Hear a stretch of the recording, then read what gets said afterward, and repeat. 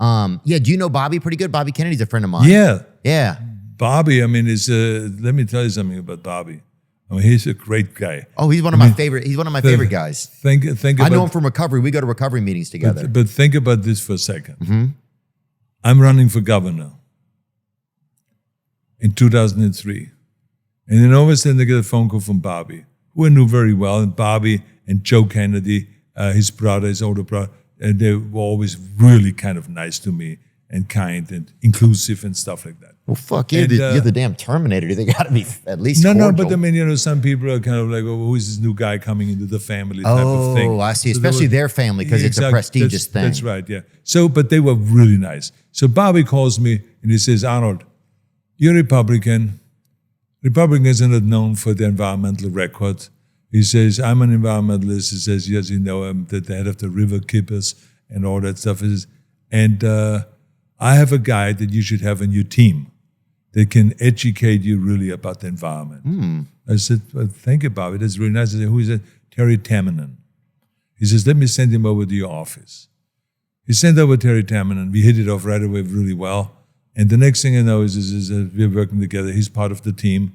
And then when I became governor, and I think that contributed to me becoming governor, because I sold this whole idea that I want to be environmentally friendly. I want to reduce greenhouse gases. I want to get the renewable energy up in California and all of this stuff. So the next thing is I become governor. He becomes now, Terry Tamminen becomes the head of the EPA and all of this. But this all happened, in my knowledge about the environment, and all this happened because of Bobby Kennedy. So that's the kind of a guy he is. I mean, he's like, didn't say, oh, you're a Republican, I'm going to campaign against you. No, he was 100% on board. He wanted to wish me good luck, and he did wish me good luck, and he wanted me to win, not because I'm a Republican.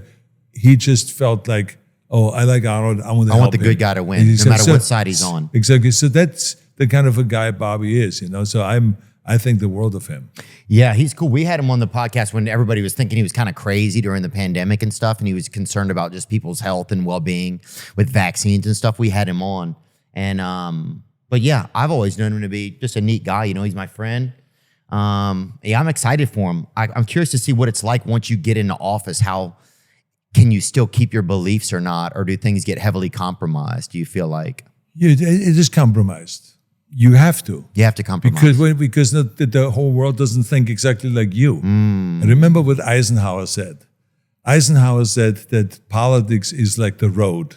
The left and the right is the gutter, and the center is drivable. And that's exactly the way it is in politics. You have to understand that there's a sweet spot. You know, like the teacher in golf, hit the sweet spot, or in tennis, they hit the sweet spot and all this. There's a sweet spot to find exactly so you can get a deal made and that you can move things forward. It's not exactly your way. I mean, I remember with the infrastructure, I wanted to build $100 billion worth of infrastructure, but they only agreed on the end to around $60 billion. So I didn't get my way. With the financial situation, I wanted to wipe out the deficit, and I was not able to do that with all these Democrats around it. They love to spend money. So I was stuck with it. So, but the fact of the matter is, we could improve the situation, and I was able to work together with the Democrats on environmental issues and infrastructure issues and so many other healthcare issues and so many other issues, education and all of this stuff. And we did really fine, and had a great time up there being governor of the state of California. But it's about compromise. I mean, you've said before that you can't do everything. You can't do it all by yourself, no, right? It's not a dictatorship, you know. So you have two parties. If ever within your own party they think differently, so that's you have to face reality. The trick is just to not hate the other side because they think differently. It's just kind of like figuring out how can we work together and how can we do something that's really good for the people. That's the bottom line. They just had. Do you think we'll ever have a Republican governor again in California? Well, you know, if someone has a good program and if someone is organic. I mean, with me, it was possible because I had a great mentor, number one, which was Pete Wilson, who was a governor of California 2 terms. And he helped me. Pete Wilson? Yeah, Pete Wilson, yeah. And he helped me, with the race a lot. And then I also was organic because, you know, people saw that I did not come out of nowhere where I all of a sudden went from acting to politics. I mean, I was working with Special Olympics for decades, going around the world to help Special Olympics and to get recognition for them and to be able to get jobs and to have, be able to live anywhere they want and to get into sports, Special Olympics, sports programs, in orders, powerlifting in orders. So I was always fighting for equality, including in South Africa with Nelson Mandela. We were there together fighting for Special Olympics. So the people in California saw all of that. Right. And also me starting the after-school programs and having an initiative that I went to the people a year before in 2002, and the people voted 57% in favor of that initiative to help after-school programs. So I was already in there, and I was working with President Bush, being the chairman of the President's Council on Physical Fitness and Sports. So I was already giving back and giving back and giving back. So when I said, now, I'm not interested anymore in just doing another movie, I'm more interested in getting the state of California back on its feet, because we had blackouts, we had huge deficits, the illegals were getting driver's license, there was all kinds of crazy stuff that was going on here. And I said to myself, the Indian gaming, they didn't pay taxes and they did all the gaming and made it billions of dollars. And their workers' compensation costs were high and people were moving out with their businesses in California. I say, I will bring California back. No matter how many people were campaigning for Gray Davis, who was governor then. Clinton came out and campaigned for him. Gore came out. John Kerry came out. Al Sharpton. All of those guys came out to campaign for him. I said to Bush, no, don't come out. I don't need that. It's between me and the voters. Yeah. And so I convinced the California people, and that's how I became governor. That's why I got a huge majority of votes. But it was organic. So many of the guys come from real estate, and they say, well, I want to be governor. I have the money now. And I want to. People don't buy in on that stuff. Right, you can't just buy it. I don't think you can just buy it. You had Bloomberg tried to do it a few years ago. It didn't work. Yeah, you have to be real, and you have to be able to have a vision. Remember, again, it goes back to the book, be useful.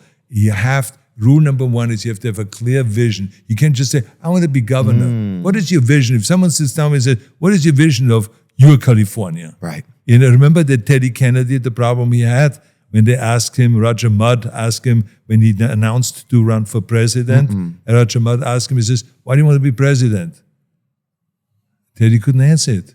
You know what I'm saying? So he was like, well, my mother, Rose, she always taught us to give something back. So it didn't work. People didn't buy it. Even though he was a great public servant, he did a great job. You don't have a senator, vision. but he couldn't sell it. So you have to come out of the gate and really be very forceful and know and let the people know, I know what I want to do, and I'm going to fight for you. Not fight for me. I don't want to be a political hack. I don't want to be just another Republican that wins the thing. No, I want to fight for you. So that was the whole theme of the campaign. They have they just had where they found $20-something billion that was it was supposed to be earmarked for homeless help in California that went missing, right? How does money go missing once you're in these places, do you think? Is it just people, what does it say? Newsom confronted at a press conference about $24 billion spent on tackling homelessness. How does stuff like that, and it didn't have to be this specifically, but once you're in office and you see these huge amounts of money, how does stuff like that just go by the wayside where it gets, lost or missing, hypothetically, do you think? Well, first of all, let me just say, none of those politicians I would want to run my company. Yeah.